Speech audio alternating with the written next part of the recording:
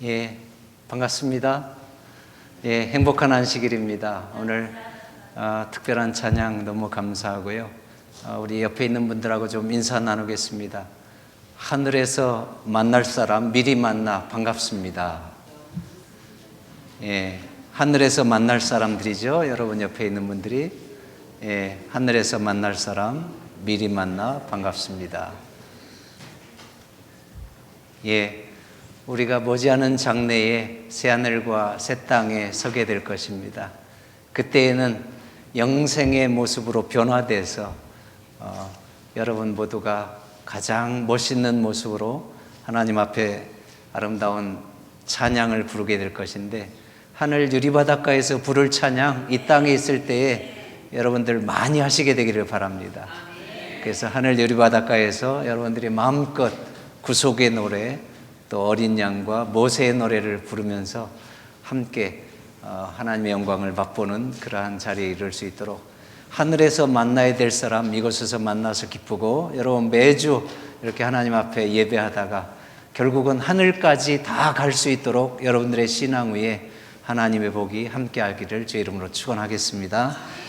예, 오늘 이제 제가 말씀드릴 것은 온유한 사람이 받을 복입니다. 온유한 자는 복이 있나니. 마태복음 5장 5절 다 함께 읽어보겠습니다. 시작.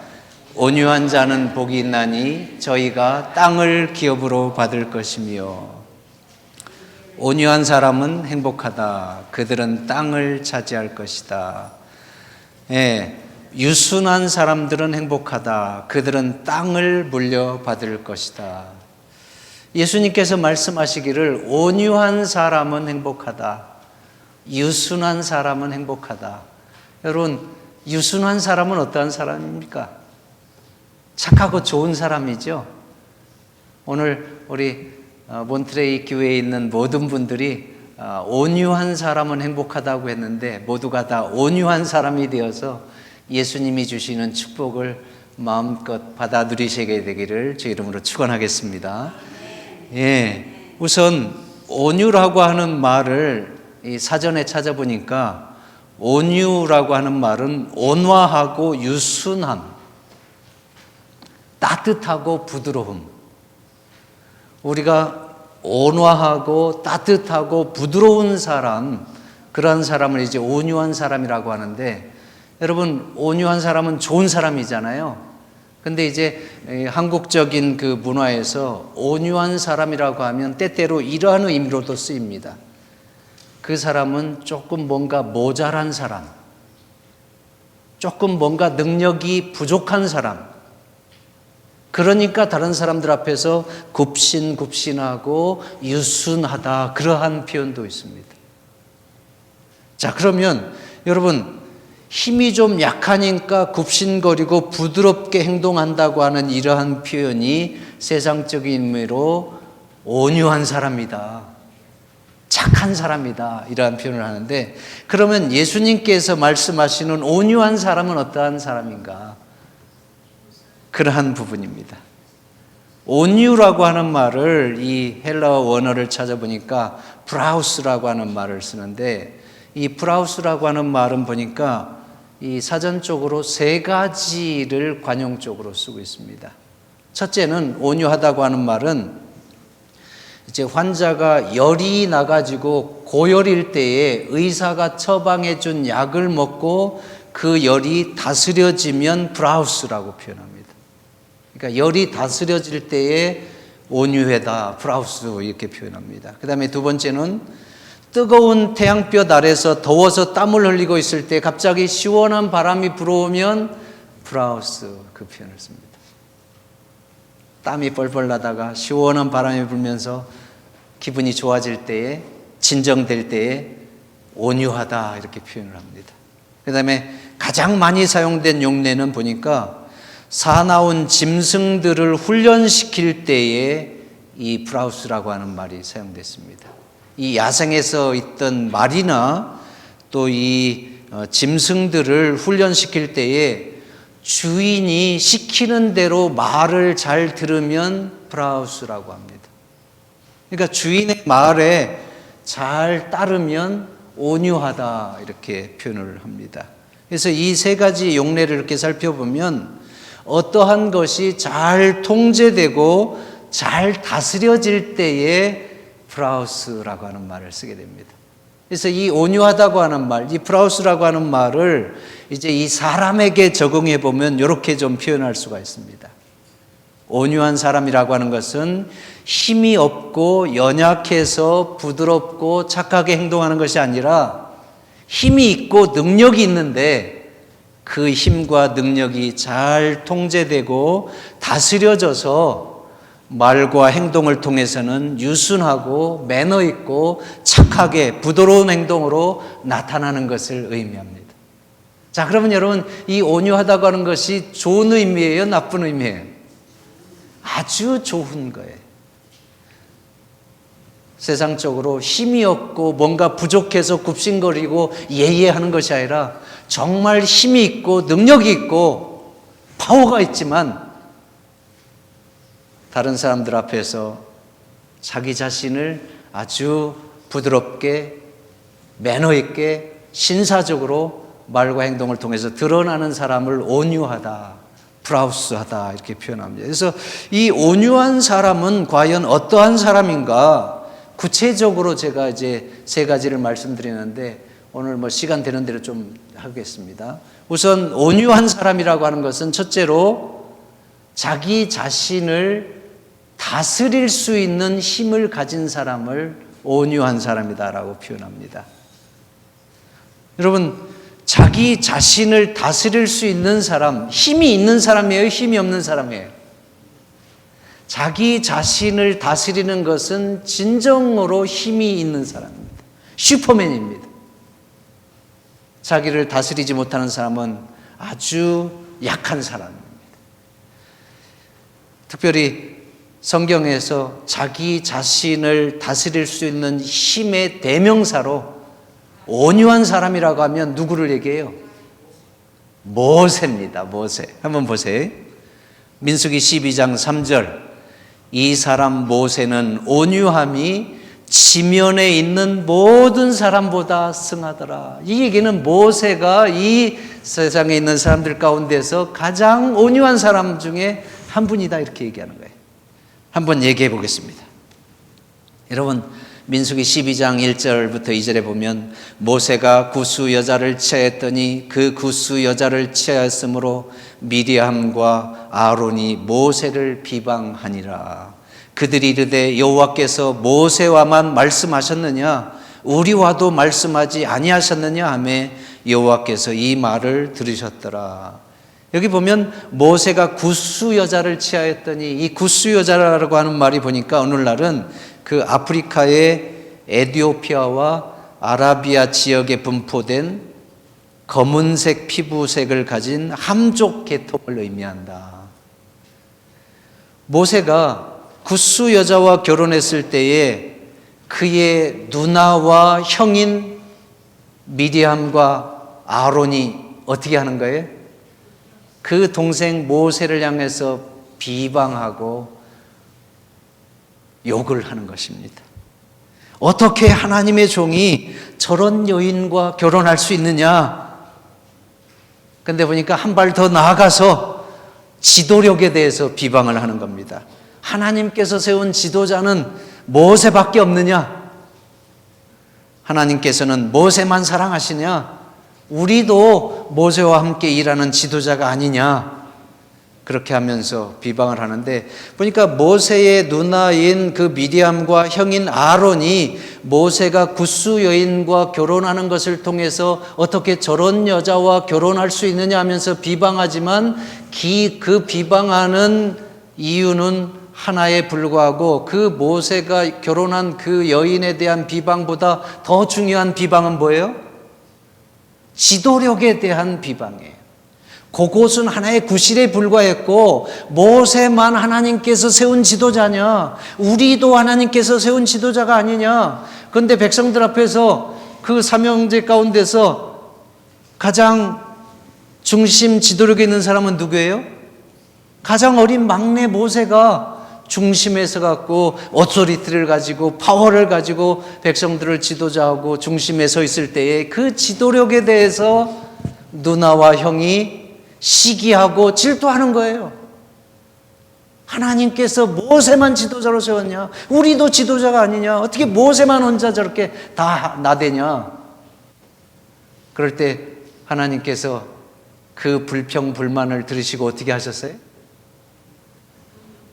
모세와 미리암과 아론을 회막으로 부르셨어요. 회막으로 불렀을 때에 하나님께서 비방의 주동자인 미리암에게 무슨 벌을 내렸어요?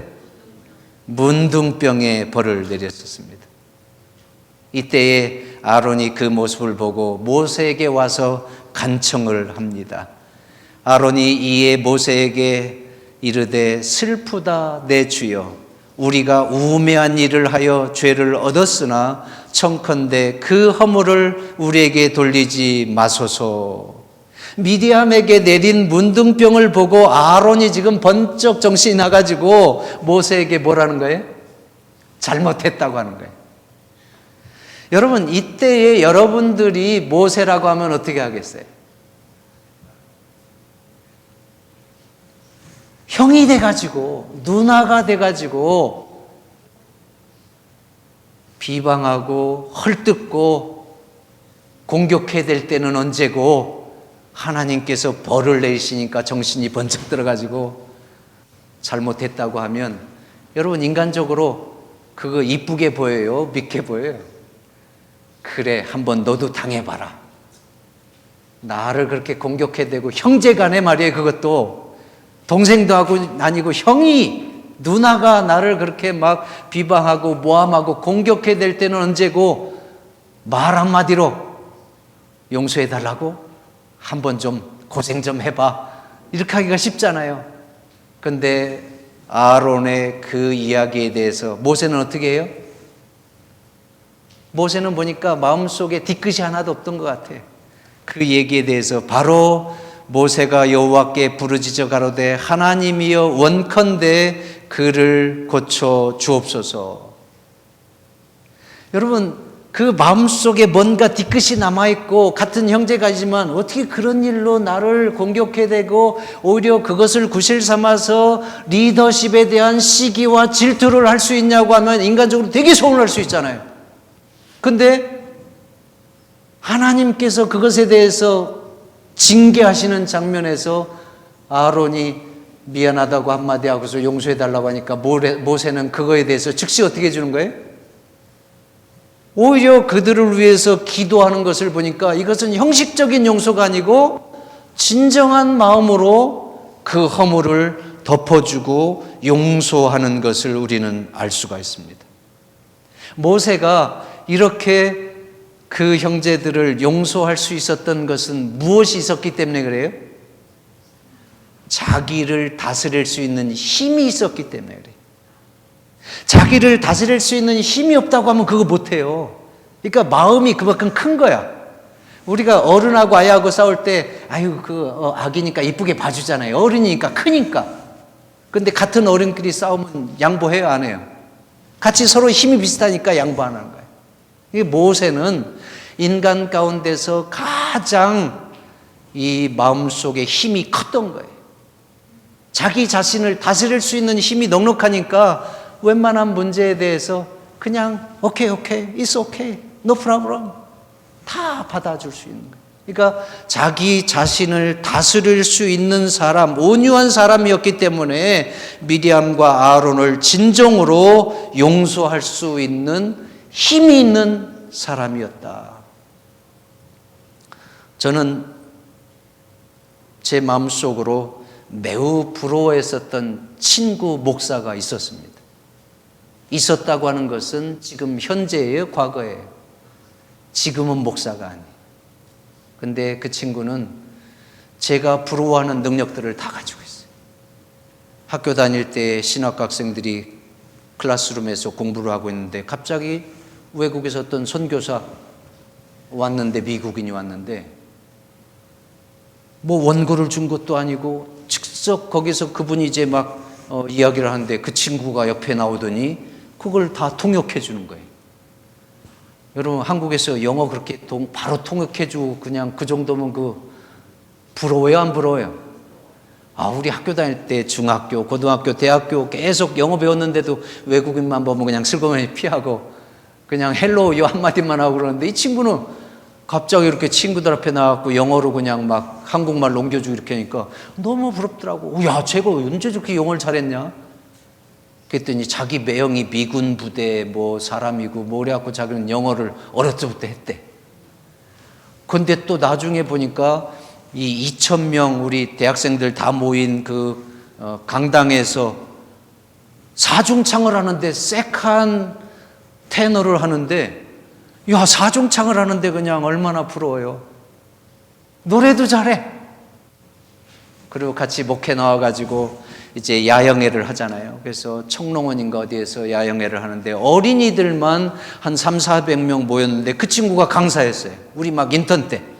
근데 인턴 때 그 어린 아이들 앞에서 얼마나 설교를 잘하는지 그냥 막 아이들이 한 30분을 그냥 몰두해서 그걸 듣더라고. 그럼 아이들 앞에서 한 5분만 집중하게 시키는 것도 어려운 일이잖아요.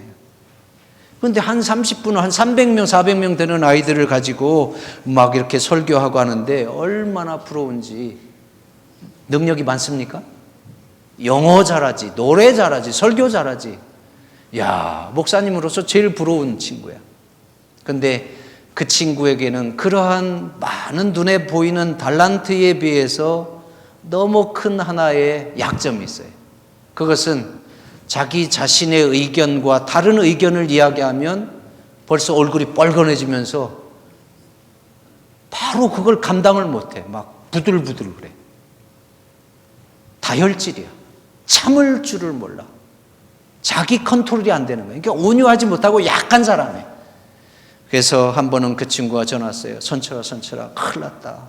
뭔 일인데? 내가 직원회 하다가 우리 장로님하고 멱살 잡았다. 여러분, 직원회 하다가 목사가 교인하고 멱살 잡았으니 그거 뭐 말 다 끝났죠. 그러한 모습 보이고서 어떻게 하나님의 말씀을 전하는 메신저가 될 수 있겠습니까? 결국은 목회를 관뒀어요.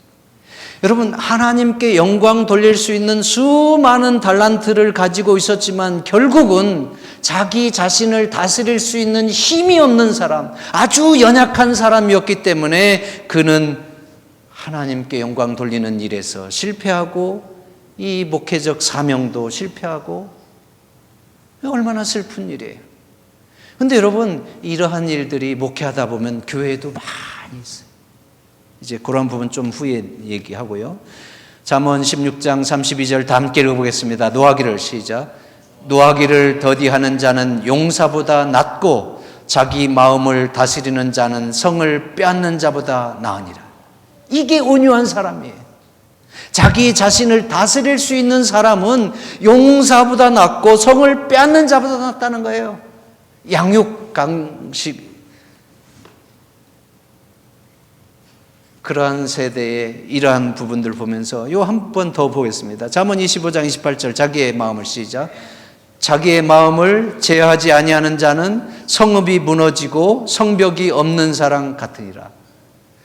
야, 어떻게 이렇게 표현할 수 있을까요? 자기의 마음을 제어하지 아니하는 자는, 자기의 마음을 제어할 수 있는 능력이 없는 사람은 성읍이 무너지고 성벽이 없는 것 같으니라. 오늘날로 말하면 그러한 집안은 폐가 망신한다고 하는 거예요. 담장이 없는 집과 같으니까.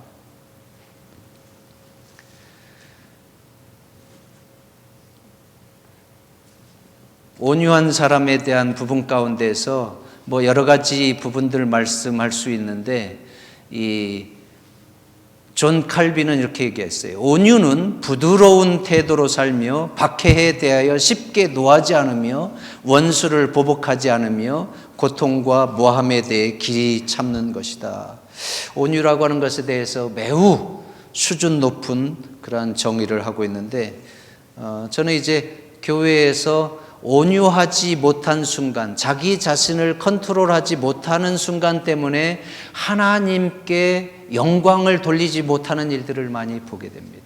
오히려 그 순간에 모세와 같이 자기를 다스릴 수 있는 힘이 되었으면 그 사람이 더 올라가고 존경받고 하나님의 은혜와 사랑이 드러나고 하나님의 영광이 드러날 수 있는데, 그거 별거 아닌 것 같고 자기를 다스리지 못해갖고 파르르 그냥 막 공격해대고 가시를 찔러대고 그래가지고 상처를 주고 하는데, 제가 한 교회 있을 때에 교회의 관리는 아닌데 본인이 열심히 교회의 관리를 하시고 또 매주 꽃꽂이를 하는 집사님이 있었어요. 교회에 대한 애정과 사랑과 헌신이 아주 큰 분이에요. 시키지도 않았는데 매주 교회를 청소하고 또 꽃꽂이하고 그 열정이 보통이 아니에요. 근데 이제 이분의 단점은 다른 사람의 말을 잘 안 들어요. 자기 열심은 좋은데 다른 사람의 말을 잘 안 들어요. 근데 어떠한 일이 있었냐면, 그러니까 자기 기분에 따라서 너무 이게 왔다 갔다 하는 거예요. 이제 우리가 전도회를 앞두고 이제 전도회를 위해서 준비하는 데에 보니까 이분이 이제 누가 시킨 것도 아닌데 매주 꽃꽂이도 하고 열심을 다해서 교회를 이렇게 관리하고 하는데, 어떤 때는 보면 또 안 하기도 하고 그래도 그냥 뭐 놔두고 이렇게 하는데, 이제 전도회를 앞두고 이제 교회에 꽃꽂이를 한 집사님이, 그 수석 집사님이 있어요. 수석 집사님이, 목사님, 우리 그 집사님이 요즘 꽃꽂이 안 하는데 제가 전도회 앞두고 제 비용으로 교회 꽃꽂이를 좀 해도 되겠습니까? 아유, 하시라고. 근데 이제 전도회 할 때 꽃꽂이 잘해서 하고 전도회 끝나고 한 주일이 지나고 그 다음 주 금요일 날 왔으니까 2주일이 됐으니까 꽃꽂이 한 것이 싱싱하겠어요? 많이 말랐겠어요? 많이 말라 있는 상태죠. 근데 이제 꽃꽂이 그 교회 관리하고 하는 거 꽃꽂이 평소에 했던 집사님이 그 수석 집사를 불러가지고, 집사님이 이거 꽃꽂이 했으니까 집사님이 치워요. 엄밀하게 말하면 그걸 누가 치워야 되는 거예요? 사실은 평상시 했던 대로 하면 본인이 치워야 되는 거예요. 근데 이제 본인이 안 했는데 그 수석 집사님이 한 것에 대해서 본인이 기분이 나쁘다 이거예요. 그러니까 집사님이 했으니까 집사님이 치워라. 그것도 이제 막 싱얼롱하고 막 이제 예배 드리기 바로 직전에 그 일을. 근데 그 집사님이 엉격거리 그냥 했는데 그 집사님 남편은 또 장로야. 근데 이제 예배 마치고 집에 가다가 그 이야기를 들었는가 봐요. 그래갖고 그 장로님이 저한테 전화했고, 목사님, 이러이러한 일이 있었다고 하는데 제가 그 집사님이 나한테 잘못됐다 소리를 하지 않으면 저는 내일부터 교회 안 갑니다. 그렇게 말할 만 해요, 안 해요? 여러분, 그 수석 집사님은 자기 사비로 다 꽃꽂이하고 해놨는데 그걸 당연히 치워야 될 그 청소 평상시 하던 집사님이 본인이 안 하고 그 여집사한테 그걸 치우라고 했으니까, 이 남편이 그 얘기를 들어보니까 수석 집사지, 본인 장로지. 근데 수석 집사한테 이거 치우라고 한 것에 대해서 이 남자가 그냥 발끈한 거예요, 장로님이. 그래갖고 그 여집사님 이번에 버릇 제대로 안 고쳐주면 우리 교회 안 나갑니다. 그 소리 들으니까 큰일 났어. 이제 정말 전도회하고 분위기 좋게 지금 교회가 이렇게 성장하려고 하니까 사단이 갑자기 또 찬물을 뿌리는 거예요. 그래서 제가 하나님께 기도했습니다. 하나님, 어떻게 하면 좋습니까? 지금 이렇게 또 한 장로님, 집사님, 또 우리 평소에 열심을 다해서 교회를 관리하고 청소하던 이 집사님하고 이러한 일이 있어서 지금 이 집사님이 잘못했다고 하기 전까지는 내가 교회에 안 나온다고 하는데, 하나님 어떻게 합니까? 하나님께서 좀 역사하셔서 가장 합당한 방법으로 좀 해결해 주십시오. 그래서 그때 제가 기도하기를, 이제 금요일 날 저녁이 제일 바쁘잖아요. 설교 준비도 마지막 해야 돼요. 그래서 하나님, 하여튼 두 분 중에 하나, 누가 잘못했는지 뭐 우리가 정죄할 수는 없지만 두 분 중에 하나가 마음이 바뀌어가지고 좀 그냥 없었던 일로 좀 되게 해주십시오. 그렇게 하고서 이제 지났는데, 그 다음날 안식일날 아침에 일찍이 수석 집사님이 전화가 온 거예요. 그 여집사님이, 목사님, 어젯밤에 저희 남편 전화한 거 그냥 모른 척 하세요. 우리 그냥 교회 갈 거예요. 그리고 그 집사님에게도 이런 얘기 있었다고 절대 얘기하지 마세요. 어떻게 잘한 겁니까? 아멘이죠. 이분이 교회를 생각하니까, 예수님 생각하니까 양보하고 이렇게 한 거지, 그냥 개인적인 일이라고 하면 그 장로님 내에는 잘 사는 분들이고 사회적으로도 성공했던 분들이고 또 본인이 할 거 아닌데 본인이 헌신해서 이거 했는데 평상시 본인이 치우던 분이 그걸 안 하고 그분한테 치우라고까지 했으니까 이게 상당히 기분이 나쁘고, 어떻게 보면 목회자가 잘못한 걸 잘못했다고 해서 그분이 사과할 때까지는 교회 안 나가겠다고 계속 명분을 붙들고, 교회를 안 나가면 여러분 제가 옴짝달싹 못할 뻔했어요. 제가 정말 그 아주 그냥 뭐랄까 고집불통인 그 여집사님에게 가갖고, 집사님 어떻게 좀 저를 봐서라도 좀 어떻게 미안하다고 한마디만 좀 해주죠. 그런 얘기라도 할 판이야. 근데 이 장로님 내가 교회를 봐서, 예수 그리스도를 봐서, 하나님의 은혜를 위해서, 여러분 그 순간에 명분을 붙들고 끝까지 나는 저 집사가 우리한테 미안하다고 하는 말 하기 전까지는 안 나간다. 그리고 서울은 여러분 교회가 다닥다닥 많아가지고 얼마든지 조금만 돌아지면 다른 옆에 교회 갈 데가 많아요. 근데 여러분 그러한 일 때문에 우리가 성화되지 못하고 깨어지지 못하고 신앙의 부흥과 성장을 하지 못하는 분들이 많아요. 늘 고모냥 곱골인 거예요. 그러나 모세가 그러한 서운함에도 불구하고 자기 자신을 다스릴 수 있는 힘을 가진 온유한 사람으로서 미리암과 아론을 끌어안은 것처럼, 여러분 우리가 다른 사람을 이해하고 포용할 수 있는 사람, 나하고 다르다고 해서 정죄하고 너 그렇게 하면 어떡해. 뭐 얼마 전 일이에요. 우리 서울에 있는 교회에 보니까, 여러분 여기는 뭐 아무렇지 않지만 한 고등학교 학생이 노랑머리를 물들이고 왔어. 방학에 노랗게 염색했더라고. 내가 보기에도 좀 이상하더라고. 근데 아유 그냥 자랐어 그러고 말하는데, 원로 한 장로님이 걔 길을 붙잡고, 이놈의 새끼 일로 와 일로 와, 길을 잡고 갖고 나가는데 그 순간 보니까 야 이거 큰일 났구나. 너 당장 가서 머리 색깔 바꾸고 와. 아 여러분 자기 자식도 아니야. 남이 자식을 그냥 막 당장 머리 색깔 바꾸고 오라고 그러는데, 그 사춘기 때 티네이저 때 교회 어르신이라고 하는 분이 그렇게 험악한 일을, 그게 여러분 예수님의 뜻이 아니잖아요. 그 얼마든지 시대에 따라서 변할 수 있는 그런 패션을 가지고 마치 교회의 절대적인 진리인 것처럼, 그것이 복음인 것처럼 그렇게 해가지고 다음 세대들을 어렵게 하고, 그러면 그 친구에게는 야 교회에서 내가 이런 일 경험했는데 그 교회 가야 되나? 그런 서운함이 있겠어요, 없겠어요? 얼마든지 그러한 일들이 많이 있습니다. 그래서 여러분 예수 그리스도를 믿는 사람들은 자기 자신을 다스릴 수 있는 사람, 참고 인내할 수 있는 사람. 그래서 인내라고 하는 것도 여러분 이 부부간의 관계도 그렇고 또 성도 간의 관계도 그렇고 예수 그리스도와의 관계도 그렇고 매우 중요합니다. 우리가 참지 못하면 뭐 얼마든지 그냥 이렇게 아웃시킬 수 있는 것이 많이 있죠. 그래서 히브리서 10장 36절에 너희에게 인내가 필요함은 너희가 하나님의 뜻을 행한 후에 약속을 받기 위함이라.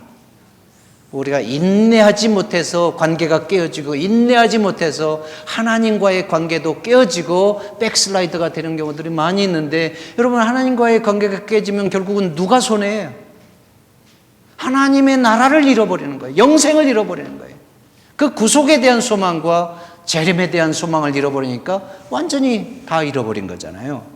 그래서 예수님께서도 마태복음 24장 13절에 보면, 마태복음 24장이 예수님 재림에 대한 징조들을 설명하고 예수님께서 설교하는 부분이잖아요. 그래서 마지막 때가 되면 천연계가 어땠고 사회계가 어떻고 도덕이 어떻고, 그러면서 사람에게 불법이 성함으로 사랑이 식어질 것을 말씀하고 사람이 사람을 신뢰하기가 어려운 그러한 시대가 될 것인데, 그렇게 해서 보면 여러분 오히려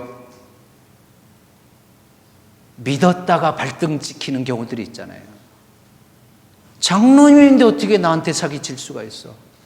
어떻게 집사님인데 그럴 수가 있어? 안 믿는 사람 같으면 기대도 않는데 믿는 사람이 실망스러운 모습을 보여갖고 그것 때문에 완전히 믿음을 잃어버리는 그러한 일도 있는데, 여러분 어떠한 일이 일어나든 여러분들의 생애에 그러한 서운함이 일어나고 그러한 비참한 일이 일어나고 그러한 애통한 일이 일어난다 할지라도, 그러나 끝까지 견디는 자는 구원을 얻으리라.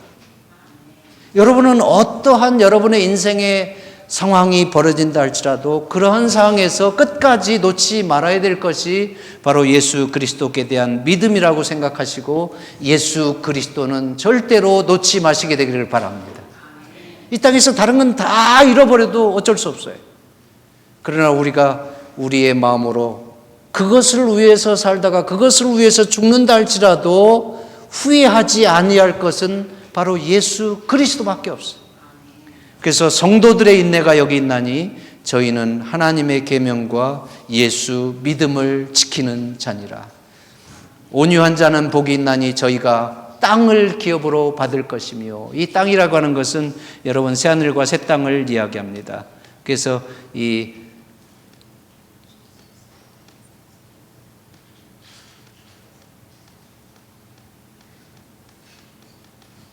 그냥 제가 원고에 있는 걸 좀, 산상보훈 32페이지에 보니까 온유한 자에게 허락하신 그 땅은 이 세상과 같이 사망과 저주의 그림자로 어두워지지 않을 것이다. 온유한 자는 복이 있나니 땅을 기업으로 받을 것이요, 그것은 새하늘과 새 땅입니다. 그 땅에 대해서 구약을 보면 하나님께서 가나안 땅을 약속하신 그 땅에 대한 소망인데, 그 사람들은 히브리서에 보면 그 가나안 땅에 대한 이중적인 의미를 갖고 있어요.